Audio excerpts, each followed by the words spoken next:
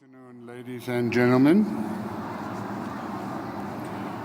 The National Results Operation Center, where we are sitting now, is still in full swing, even though, as you can see from the leaderboard, the progress we are making, we are slowly but surely coming to an end. The current level of capturing is sitting at 96.9% of all results. It's in the system, it's captured. There's no counting.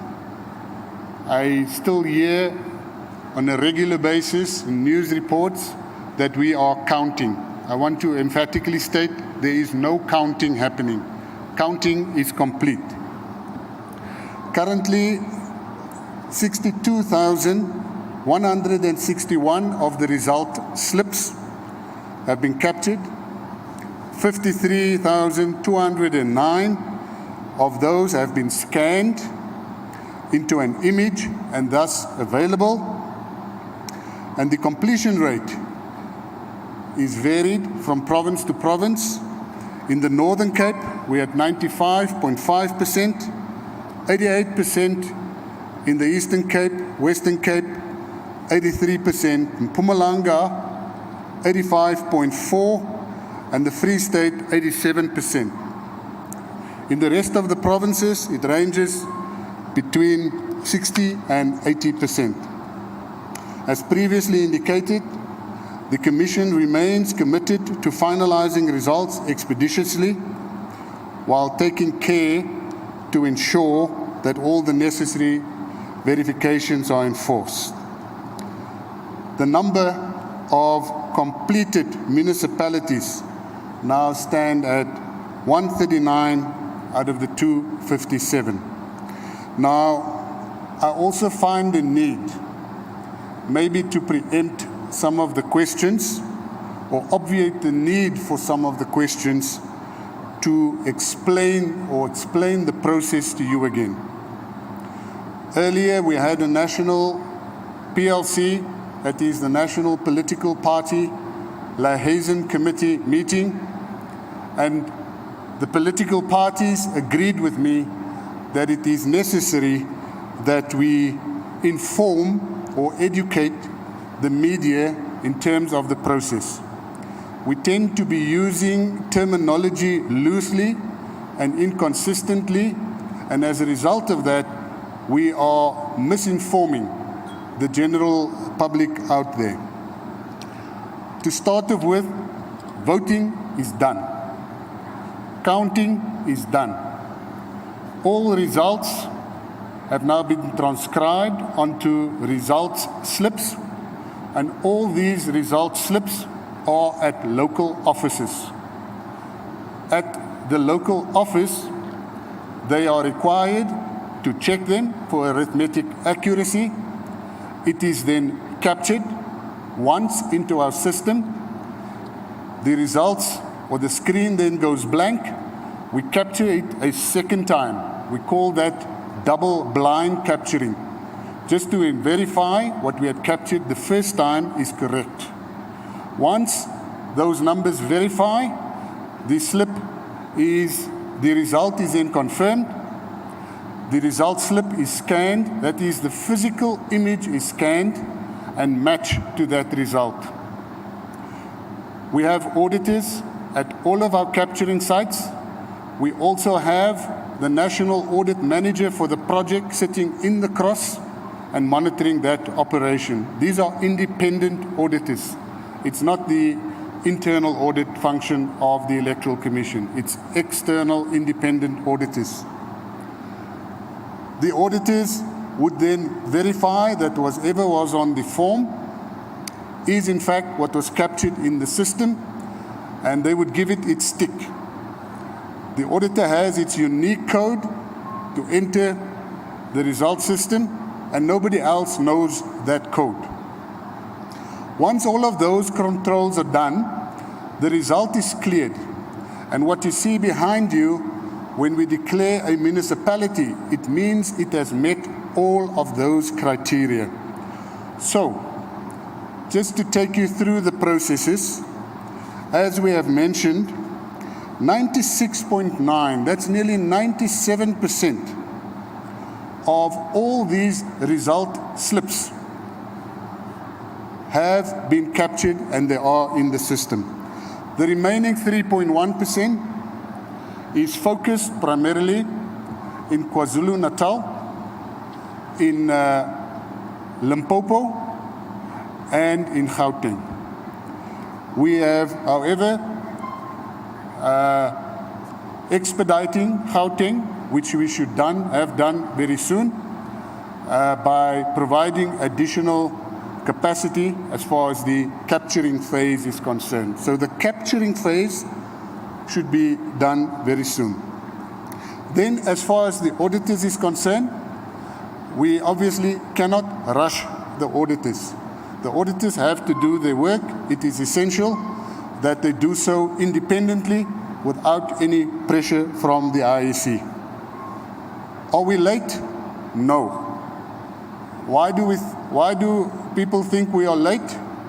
Because in the past we have set the bar very, very high. In terms of legislation, the results must be announced within 7 days. In fact, we can also approach the electoral court if we require more time. So we are not late. That narrative must be dispelled immediately. We are very much on track to meet the 7 days, and we are very much in track to meet the historic trend and the high level of performance that we have set ourselves. So thank you very much. I hope that this has been informative. It's very basic, requires perhaps a matric, maybe a little bit more, but I hope now that we will use exactly the same terminology, that we do not misinterpret and use technology loosely. Thank you.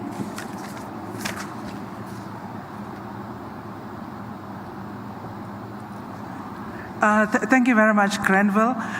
Before I open the floor for questions, this time I will even allow comments. May I please ask Granville to explain why it is that the leaderboard, as we call it, can remain reflecting the same figure for a while, because what I have been picking up is that statements like the leaderboard has been showing the same figure for a long time, etc., which, by the way, is very common on this day in terms of the elections.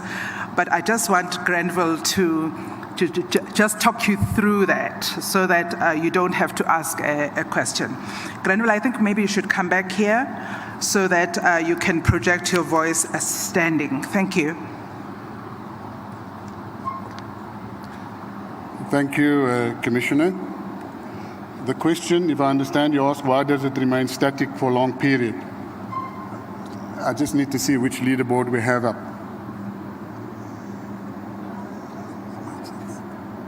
Okay, as you can see, the leaderboard focuses on councils. So what you have on the board is the votes as it pertains to those municipalities where we have concluded. The ones that are in progress may not be there. And we also have maybe another process that I didn't explain to you, because it appears that from my original explanation, the assumption would be that everything that is captured is correct. If during the audit process, or if the members of the political parties bring something to our attention that maybe a result has been incorrectly recorded, then we will correct those. Now, what that means is that it's not just simply that somebody can go in and change the result. There is a controlled process involved. So the local office would have to request what is called an edit window. And that edit window must also have a reason, code, or an explanation to it. We have dedicated staff in the cross that will then assess the reason, open up an edit window, and the staff at the local office who requested this will then receive a notification via their cell phone. It's not advertised to the entire organization that the window is open. As an additional control measure, the window is open only for a specified time. Now, I must also add that there is a delay because some of you may be following results on the website. There is a delay, a slight delay in the leaderboard and the website, and it's specifically to accommodate for those edits as and when they take place. Thank you.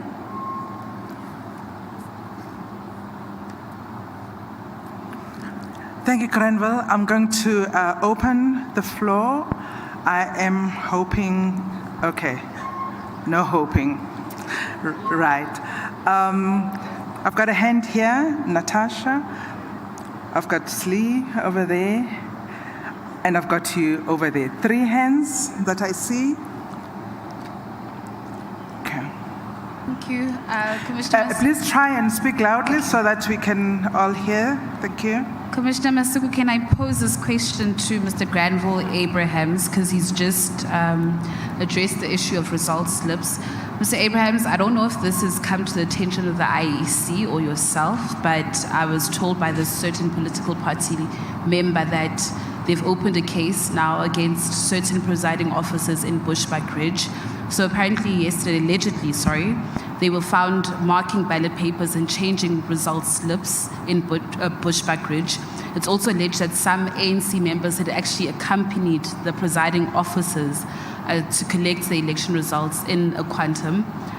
Secondly, a question coming from my colleague, Offenses Timo. He says ballot boxes with a voting district number that falls outside of Tshwane were found in Mamelodi yesterday afternoon. What actions will the IEC take following the discovery of such ballot papers in the area? Thank you. Thank you very much. Slee, please.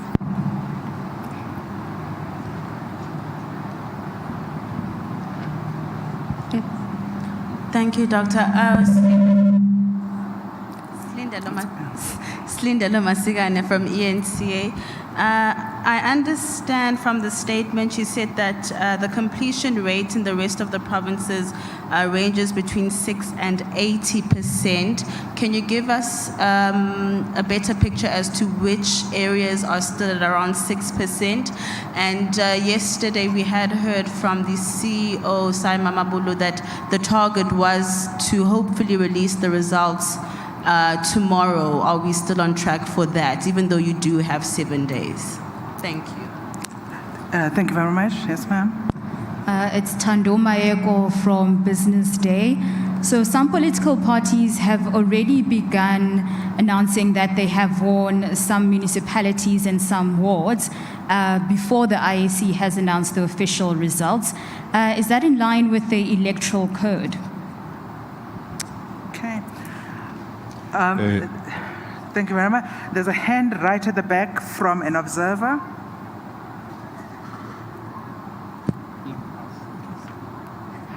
Okay, my name is Mpo. I was just checking the leading board where it says the leading party by voting district. But when you check the small boxes on the side under the word Telkom, the colors and then the name of the political party, I don't know whether it comes like this or it's just supposed to go numerically or alphabetically or as per the leading thing, just like this one. Okay.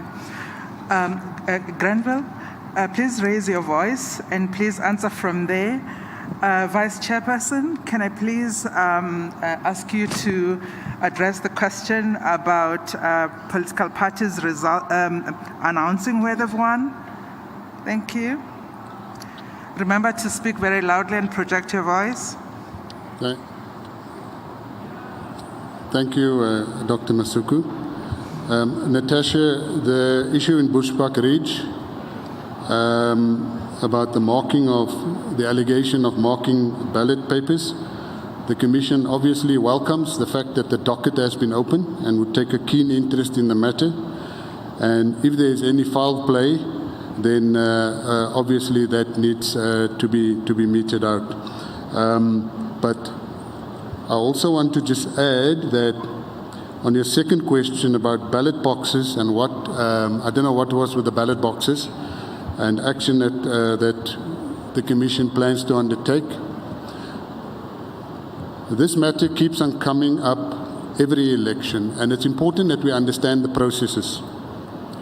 But first of all, once again, if there's foul play, then the law must take its course. But just to have an understanding of the process and also of the supposed evidence. Once everybody has cast their vote, the vote is counted at the voting station. Those counted votes, which would obviously be marked and stamped, are then sealed again in a ballot box for storage. In terms of the legislation, must be stored for up to 6 months. The election is then reduced to the result slip. That becomes the intrinsic value of the election. The ballot papers then becomes irrelevant, other than obviously to be there at the disposal of the Commission should they require to open it for whatever reason. Now, as part of our clean-up or rollback exercise, these ballot boxes and other material has to find their way into storage. Now, there's always competition. Do we focus on the results, or do we focus on rolling back stuff to be stored? And I think that is maybe at times that this evidence that is found is where there is maybe a compromise. There should not be an either or, because these materials are all sensitive. Even though there is no value as far as affecting the election is concerned, a ballot that has already been cast, it is the perception that I think is more damaging. But I think if we understand the process, that we should also educate our people out there that this does not cause panic and hysteria. I have looked at the next question. I think it's a typo. I must say 60s. It's not a 6.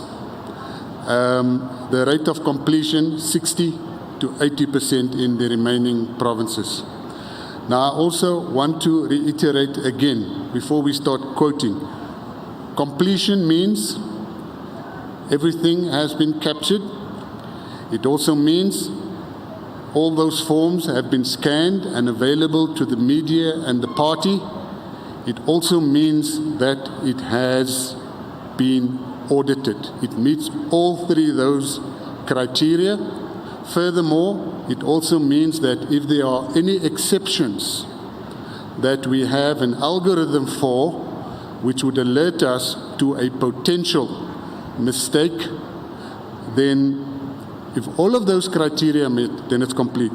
So even though some may have 60%, 65%, it does not mean that the process in its entirety is 60%. In fact, I think one of these cases at 60%, the capturing is probably 80, 90%. So we just need to focus on that. Commissioner Love will comment on the results and the claiming of victory and whether it is a code of conduct offense. The leading party that we have up here, if you look at the leaderboard, as I see it here, there are two measures in terms of the first one being in terms of votes and support, which is expressed as a percentage. So the party at the top, just in terms of, shall we call it popularity, the popular vote is at the top and in that sequence. But then we also put some context to that and also give you an indication for those councils that are complete, that an indications as to how many councils, first of all, and secondly, whether there is outright control, and by control we mean 50% plus one of the seats. So that basically explains the leaderboard. Thank you. Thank you very much. Commissioner Love, please. Thanks very much. I think that what is probably best with regard to the issue of the announcement on exit polls is just to quote the law so that we understand what the law says. It basically prohibits the publication of exit polls and states that during the prescribed voting hours for an election, no person may print, publish, or distribute the result of any exit poll taken in an election.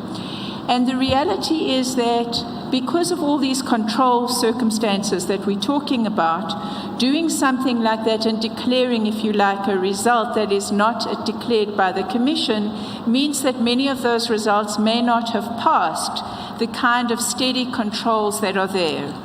When we produce the results and we have the leaderboards that are behind us, we produce them, we receive them, we confirm them in the system following all of those controls, and they come to the Commission at the same time that they come to the media. So in some respects, what we as a Commission are saying to you is that as these results come through, with the certainty and the assurance that we want to give to the public, you will see them. And the idea that the media then will allow statements that are made without those kinds of assurances has the potential to give real confusion to our electorate in a way that then undermines their confidence in the idea that their vote has counted, their vote has actually been taken on board in the way in which that our democratic process intends it to be. So I suppose what we are saying is that for the most part, the kind of statements that are made are statements which are couched as being very definite opinions and so on. And clearly people will have their opinions, and some people might even say, this is our belief, okay?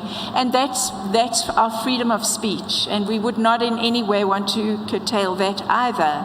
But I think what we're saying to the media and to the public through you and directly is to say it's important to see that exactly for what it is. It's opinion. And the reason it's opinion is because it hasn't gone through the safeguards that we think our electorate is owed. So I hope that that explains it, Commissioner. Thank you very much, Commissioner Love.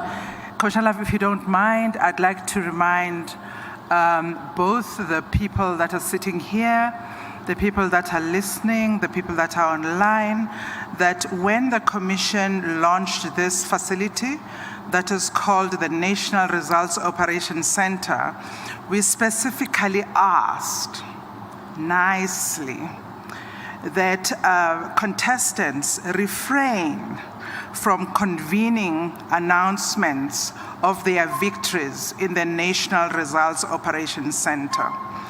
That this is continuing to happen, I think, is a reflection of just a little bit of chipping of a certain understanding amongst ourselves as the Commission and the contestants that we serve. And what it does is that it gives advantage to those that can convene and does not favor those that have not convened. It is a practice that we saw in 2019, and it is unfortunate that we are seeing it again. And I don't know, South Africa, whether we are going to continue being those kinds of people who prefer to be lawless and so on. So when it does happen, we let it happen because we do not want to be the excuse for a fracas, but it is something that we frown upon, and we hope people do not do it. It is not fair to do it in this space. So I ask you to please talk to yourselves, reflect. Do not announce your victories in the National Results Operations Center. And don't ask what is the Commission going to do about it. Rather, please be self-restraining. At that point, ladies and gentlemen, I wanted to close so that I avoid a dialogue. But I can see two hands very quickly, and I'd like to bring this to a close in about 2 minutes. There is Lukona over there, and Slindile, and Njanchi over there. I beg your pardon? Just 1, 2, 3, very quickly. Someone, Yeah. I beg your pardon. You're Thanks. short. Thanks, Dr. Masugu. Just a quick one. Lukona Mnguni, Power 98.7. Follow up on Natasha's question. Grenville indicated that the ballot boxes and papers really become for the disposal of the IEC. But the reality is that legislation requires that you keep them for 6 months for a reason, in case there may be a challenge and a need for a recount. And in wards where parties are actually winning by 3 votes, it becomes even much more important if that slip is being disputed. Therefore, one question, have you had a slip in this election that has been disputed? Secondly, what are you going to do to improve the securing of the ballot papers? It can't be that we accept that the 6 months provision in legislation simply is for the disposal of the IEC and not for the securing of the integrity of the elections. Thank you very much, Lukona. Slee, over there. Thank you, Doctor. I'm not sure if my question about whether the IEC is on schedule to announce tomorrow was answered. And also, I wanted to ask, since we've been hearing a lot of complaints from the political parties to the media, have any of them actually filed formal complaints with the IEC? And if they have, which parties and what are the complaints? Thank you very much. Mr. Chauke is sitting right in front here.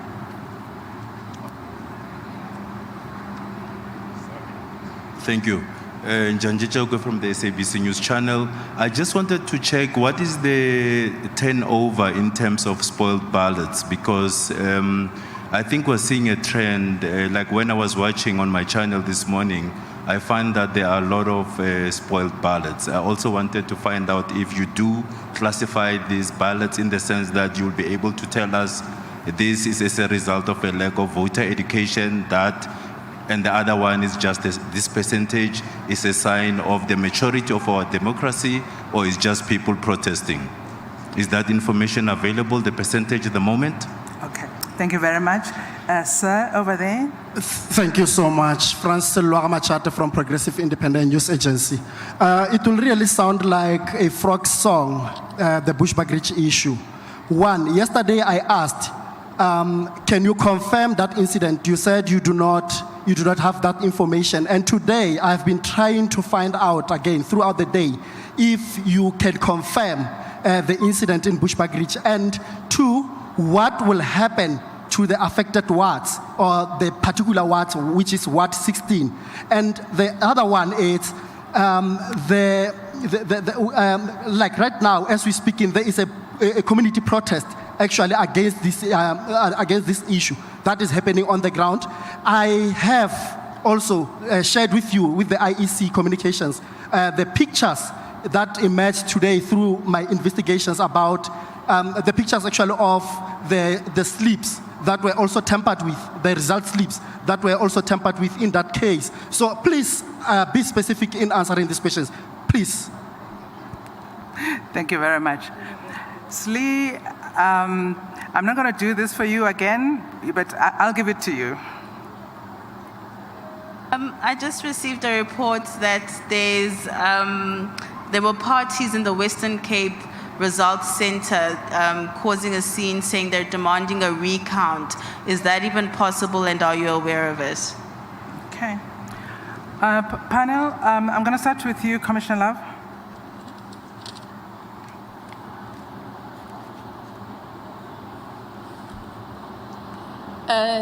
Thanks very much. Firstly, I think that Granville will add add content to questions about securing the ballot, and I think that it should absolutely not have been understood that the importance of securing the ballot is not understood by the Commission. I think he did mention that the reason that the ballot is secured is precisely so that if commissioners need to adjudicate or consider something, or if indeed there is any follow-up, that is possible to be done. So I think that that point was possibly not made as clearly as it could have been, but I think you're absolutely correct. There's a reason for it in the law, and the Commission takes that reason to heart.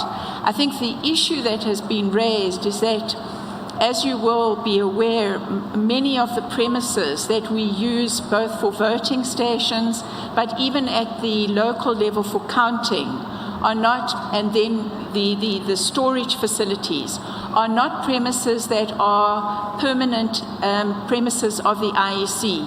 And so the management of that sometimes really has some difficulty. The second thing is that I think you also know that when it comes to some of the transportation of rollback, which is what we call it, some of that transportation has to be managed in circumstances which are not optimal, late at night, bad weather conditions, and so on and so forth. So the point that you make is understood, but I think what Granville was saying is that when we have been planning, sometimes we focus on this issue of the counting and the results, and the rollback sometimes suffers, which is not to say it's correct, but it's to say to you how that can happen. So we hope that that is well understood by you. I think the second thing is that in relation to objections in terms of the legislation, we have received 19 objections which are currently being processed.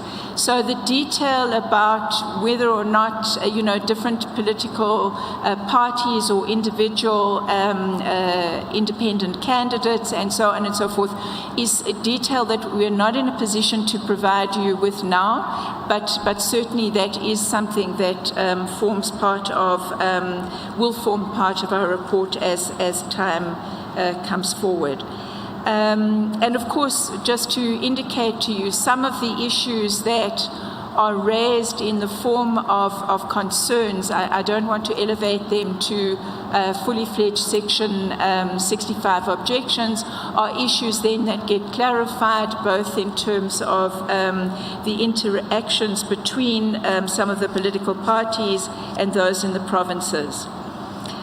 With regard to spoilt ballots, certainly the information will be available, but Granville will be able to give further detail as to when that kind of information will be able to be communicated to you in terms of the actual numbers. But I think that the question that was being asked partly also raises or asks once we receive whatever the number is, what is the cause? And I think the issue of the cause sometimes is multiple, but certainly there can well be elements, both of a lack of education, but also a wish by voters to express something of a view that manifests discontent with the options that that voter has been presented with. It has been analysed to some extent in the past. I think the numbers will speak, but I think it's not something at this stage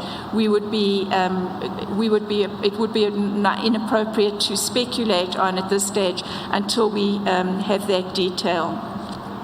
And Granville will deal with the issues of recounts in the Western Cape as well. Thank you. Granville?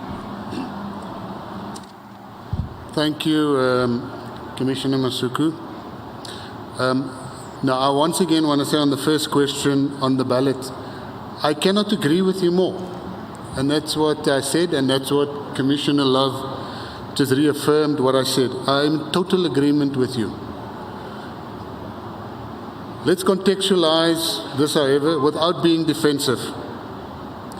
We have 23,148 voting stations.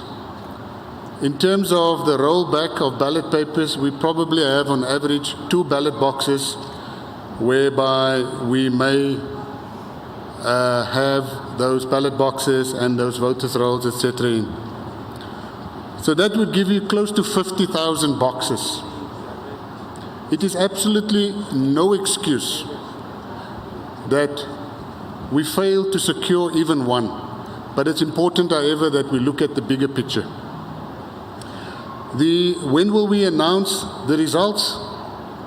We plan to have it done, or when will we be completed? We plan on having this done as soon as possible. That is the plan.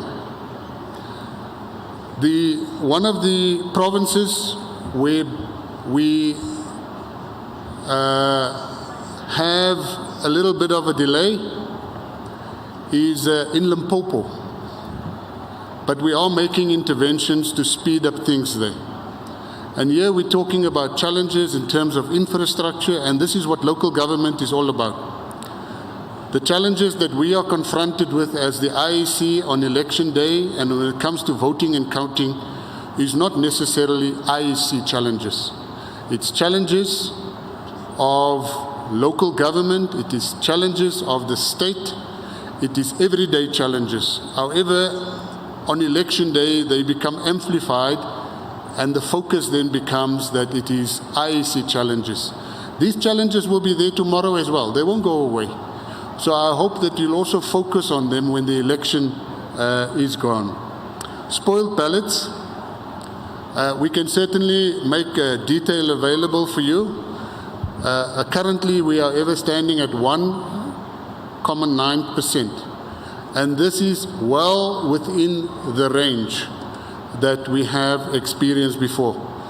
I obviously cannot analyze those ballots for you. I do not have them in front of me, because they are in sealed ballot boxes. So I can't tell you whether the person wrote on the ballot, I refuse to vote because of service delivery protest, or whether he made his mark in 2 boxes, etc. Those ballots are sealed.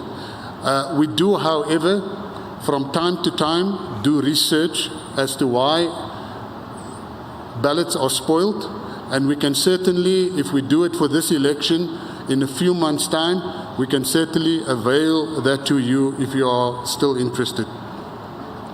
Just in general,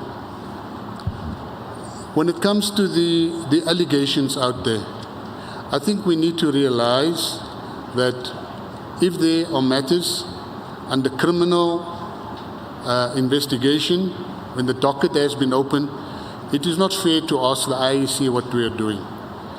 The matter resides with the police. It is not for us. At the same time, if there is an objection, I don't think it is also proper for us to ask in public the Commission, what are you doing about it? The straightforward answer is the Commission is considering it. And once they have considered it, they will decide on it. But we cannot be confronted about objections in a media conference. That unfortunately, we are not able to do. With the recount, I think if we allowed everybody to demand a recount, we're going to sit here for a very, very long time. A recount, once again, if that be so, is within the domain of the Commission or a court of law. If those ballots have been sealed, we cannot simply just open it. There has to be a court order or a formal decision to open that. Also, in coming to this decision, there's got to be recounts. You can't just demand them. I did an election once at a university. We were assisting them as part of our social responsibility, and also in terms of democracy development. There was a party at this university, they demanded a recount. The rector called us in to come and give expert advice. We asked the student party, why are you demanding a recount? He said, because we didn't expect to lose. Now, certainly, we need to be, if there are good enough reasons, if there is an objection, first of all, then it will be considered, and those decisions will be reached. Thank you, Commissioner. Thank you very much. Mseri, you still want to say something? Yes. Thank you, Commissioner. Let me deal with first a quick matter on the typography of spoiled ballots. What type of spoiled ballots we have. That we will not know until the ballot boxes are authorized for opening in 6 months' time. And that also depends on whether we conduct a research project on that. Previously, our research has confirmed that we are way below average in general as a country on spoiled ballots. That's a comparative study with other countries. The second matter I thought I would deal with, are we on course to conclude the results sometime tomorrow? Yes, we are still on course. If you note the kind of numbers and details Mr. Abrams gave us, we just short of about 6,000 results to conclude this tallying of results. And that's what we hope to conclude by the end of today.